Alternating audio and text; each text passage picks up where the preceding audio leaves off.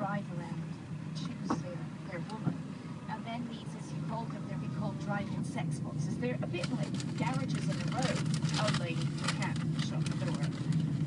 And this is where you see the safety features, because you drive in there, there's not a lot of space on the driver's side to get out of the car. There's space on the woman's side, an alarm button, and as I said, security guards and social workers on hand should think women need any counselling. Supposed to clean up a rather ugly, violent street scene, which is on the go in Zurich at the moment. We will wait and see if they get any clients. Times has pictures of the signage, sort of the yeses and nos, do's and don'ts of this thing.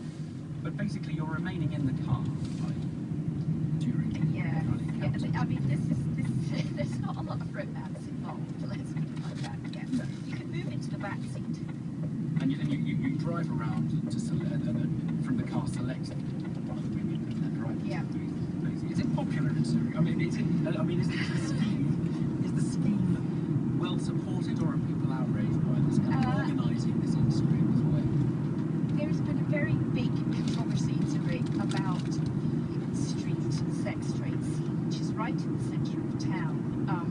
There have been some violent incidents, a lot of pretty young and vulnerable women, mainly from Eastern Europe. So voters in Zurich actually approved, they voted for this in a referendum. It's going to cost the taxpayers £1.4 million. So a majority, a small majority, but nevertheless they said yes to it. And as I said, now they have to see if it actually works. Thank you. I wonder if Rob Bonnick can match that question.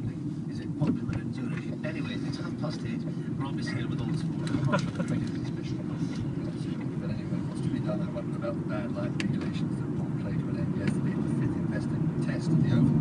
With only 4 overs to go and just 21 runs needed for England to win, and a 4-0 Ashes series victory rather than the 3-0 that we see in the record books. Well, England would have gladly continued under the floodlights. The Australians, having made a sporting declaration that they hope might deliver victory, were happy to come off.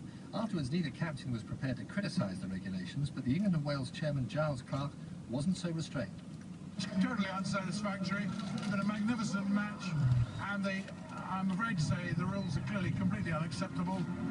Should have been dealt with previously by David Richardson, and I expect him to deal with them at the next ICC board meeting in October. Cannot be any slovenly behaviour about this. You'll be making representation about it, will you? I'll be doing a little bit more than that. Well, David Richardson is the chief executive of the game's global governing body, the International Cricket Council. Let's hear now from our cricket correspondent, Jonathan Agnew, who, I say, didn't mince his words on Test match special yesterday evening about the situation that had developed. Ag, as you called it, an absolute disgrace. I think it's sad looking back at it now, and that's not because England were denied a likely victory. We've been talking about this potentially happening for the last 18 months or so, whenever this regulation was changed to what it is now, and this has taken it completely out of anybody's hands, apart from the umpires and a reading. And people will say, well, look, that's fair. If you went off on Tuesday night when the reading was 6.1, what's the difference on a Friday night going off at 6.1? But, all sorts of different things change. It was beautiful blue sky there last night. The light wasn't great, of course. The floodlights are on. You've got 20-odd thousand people watching a gripping finale of a test match, and the walk-off. I mean, this cannot happen again. It's just embarrassing for the game that, just, like all sport, manages to shoot itself in the foot every now and then, and you hope that they learn from it. And there are just so many things to bring into it. For a start, I mean, cricket must be played virtually at all costs. You can't play in pouring rain. You can't play it when it's dangerous. But it's a lot of money to get in. People were paying even half price yesterday with £60 a time to get in, and the game owes it to everybody who's playing, watching, or whatever, to actually play the game. Okay, Jonathan. So if you were helping the ICC reframe the regulations, what would you say to them? Well, danger has to be an element.